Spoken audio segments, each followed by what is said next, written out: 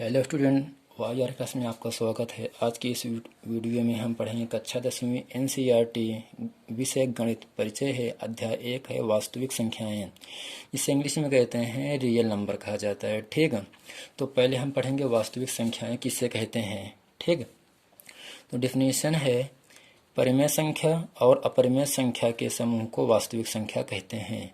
ठीक, यानी सभी संख्याओं का समूह, या अगर सभी संख्या है तो उसमें पूर्णांक भी शामिल है, ऋण संख्याएं भी शामिल हैं, जीरो भी शामिल है, धन संख्याएं भी शामिल हैं।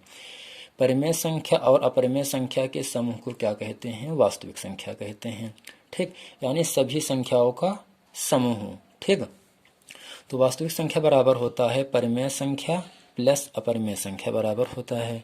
ठीक, ये आपका फार्मूला है, वास्तविक संख्या बराबर परिमेय संख्या और अपरिमेय संख्या। ठीक, एक फार्मूला है भाज्य बराबर भाजक गुणे भागफल प्लस शेषफल। इस फार्मूले की ही कहा जाता है, इस फार्मूले को ही कहा जाता है यूक्लिड विभाजन एल्गोरिथम कहा जाता है। ठीक, जो संख्या ब्रैकेट के अंदर लिखा जाता है उसे कहते हैं भाज्य, जिस संख्या से भाग देते हैं उसे कहते हैं भाजक, भाजक से भाज्य में भाग देने पर जो संख्या प्राप्त होती है, चाहे यहाँ चाहे यहाँ, उसे कहते हैं भागफल, और जो संख्या शेष आता है उसे कहते हैं शेषफल। जैसे हम 16 में 3 से भाग करें, ठीक, तो यहाँ हम भाग दे रहे हैं 16 में, तो 16 क्या होगा? आपका भाज्य होगा। और किस संख्या से भाग दे रहे हैं? 3 से। 3 क्या होगा? भाजक। हमेशा भाजक से ही भाग देते हैं। ठीक, अब हमें 16 में 3 से भाग करना है, 3 क्या होगा? भाजक। 16 ब्रैकेट के अंदर 16 क्या होगा? भाज्य होगा। अब भागफल और शेषफल हमें बताना है। ठीक, अब 3 के पहाड़े में हम पढ़ेंगे, 3 का पहाड़ा ऐसा पढ़ेंगे कि 16 के बराबर या 16 से कम, लेकिन 16 से ज़्यादा ना रहे। तो 3 पचे 15, 3 पचे 16 में से 5 गए 1। ठीक, तो भागफल क्या आया? 5, शेषफल क्या आया? 1 आया। ठीक, ठीक ना, यानी जिस संख्या से भाग देते हैं उसे कहते हैं भाजक। जिस संख्या में भाज्य में आता है जबकि भाजक में से आता है, भाजक किसे कहेंगे? जिस संख्या से भाग देते हैं उसे भाजक कहते हैं, जिस संख्या में भाग देते हैं उसे भाज्य कहते हैं।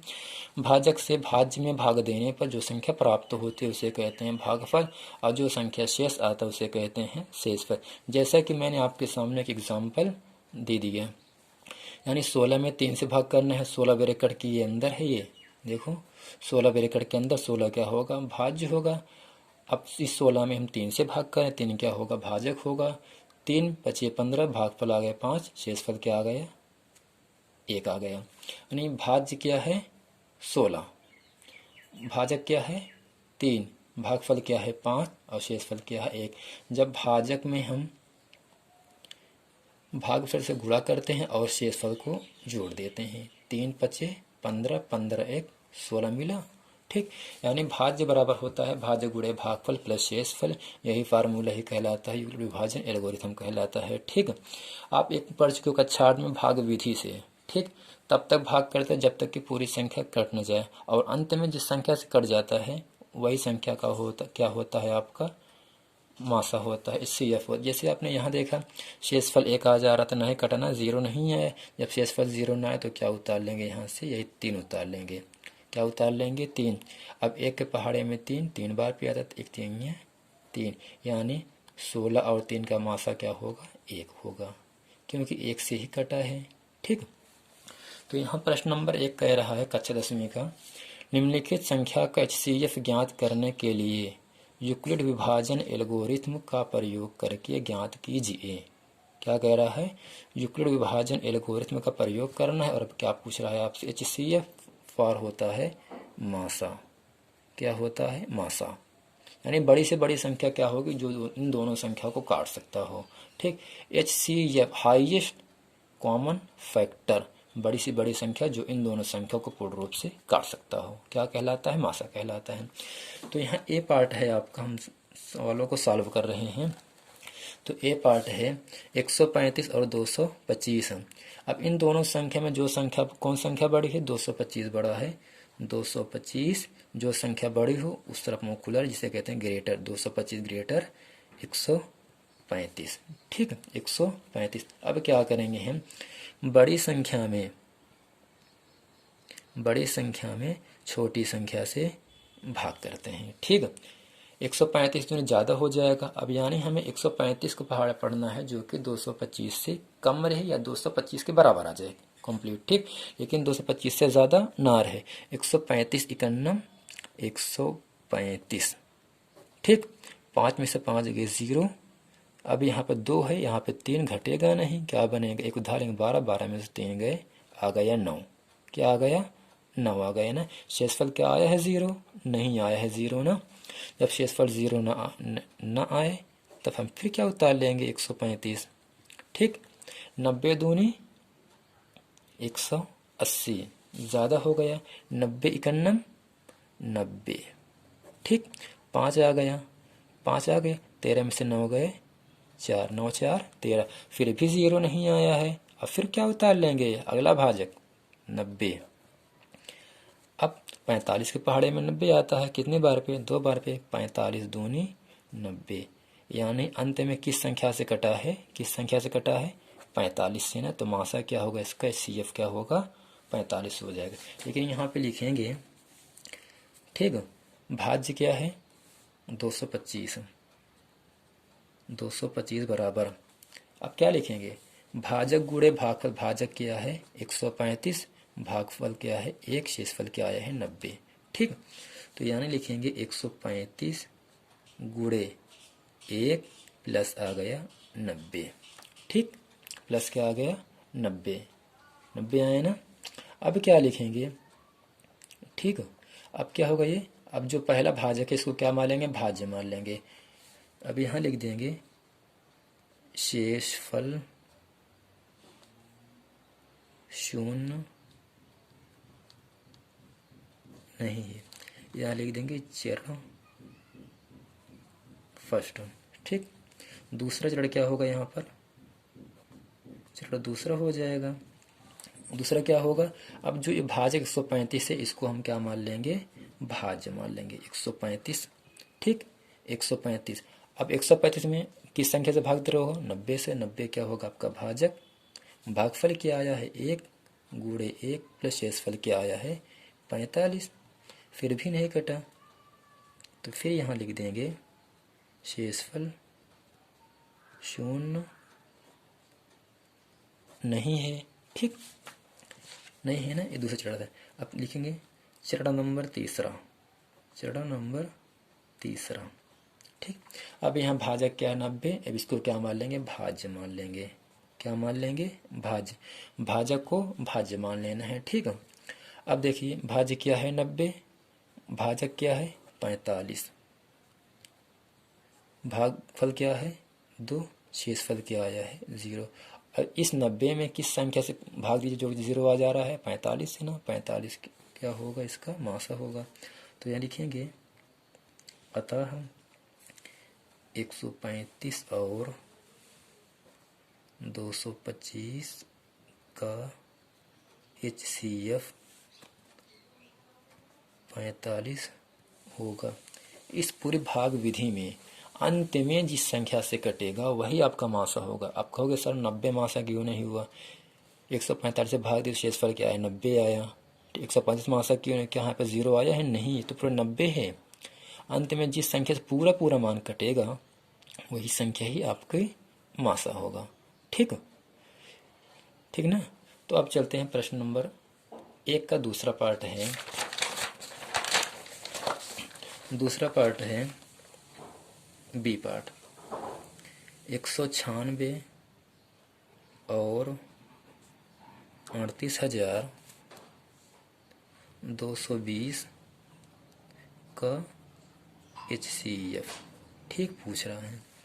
तो अब क्या करेंगे, यहाँ पर 38,220 भाग कर देंगे 196 से। ठीक है, 196 से।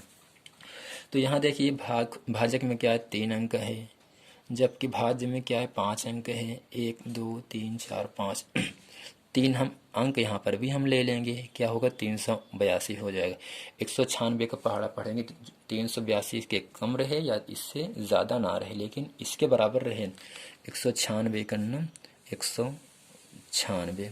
ठीक, 2 ये है, 6 घटेगा नहीं, क्या बनेगा 12, 12 में 6 गए 6, 12 में 6 गए 6। तो यहाँ क्या है 8, एक उधार ले लिए थे 207, क्या बनेगा 7। तो ये 7 में से 9 घटेगा, 17 में से 9 गए 8 हुआ।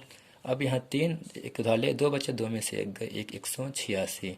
अब क्या बचा 2, यानी 196 पहाड़ पड़ना है 1862 के बराबर, यानी चाहे इसके बराबर है या इससे कम, लेकिन ज़्यादा ना हो।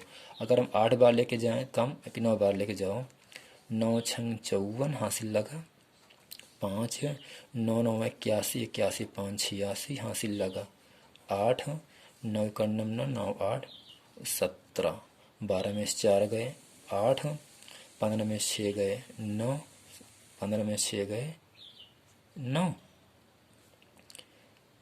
9 छंग 54, 9 9 81 81 5 86, 9 का 9 9 8 17, 12 में से 4 गए 8, 15 में से 6 गए 9, 7 में 7। ठीक, सही है।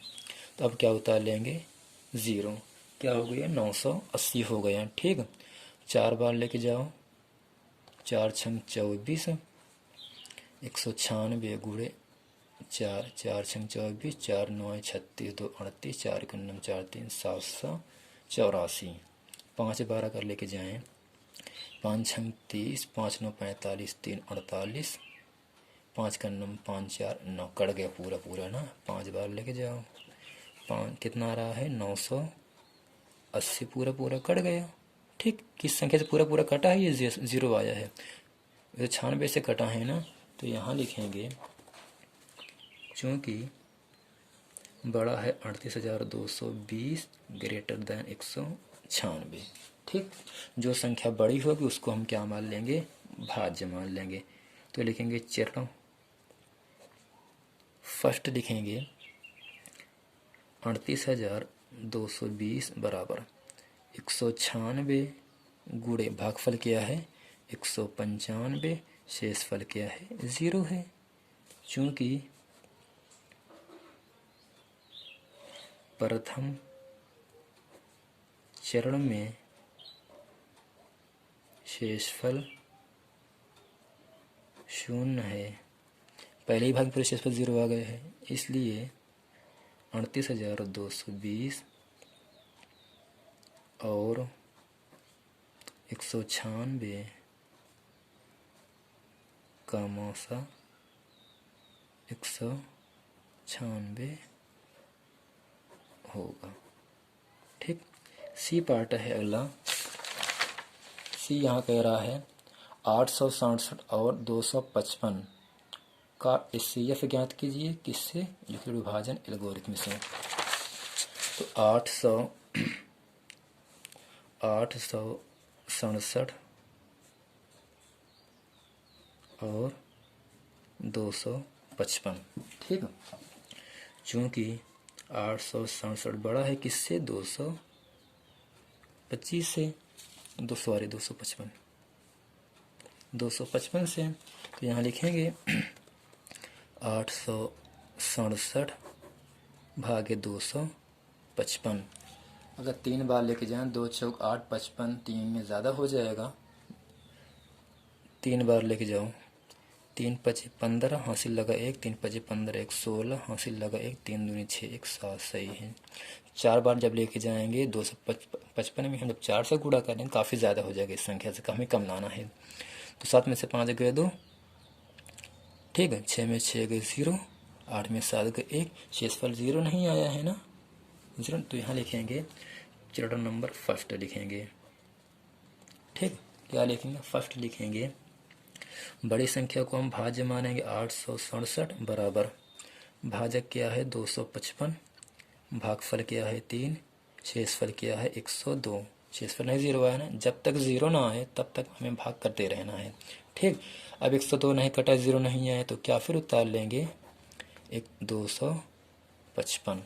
102 दूनी 204, 102 3 में 306 ज़्यादा हो जाएगा, 2 बार लेके जाओ, 2 0 0, 2 दूनी 2 दूनी 4, 2 0 0, 2 91 2, 5 में 4 गए 1 5। ठीक, 5 में 4 गए, 5 आ गए, 2 से कटा कुटा गए।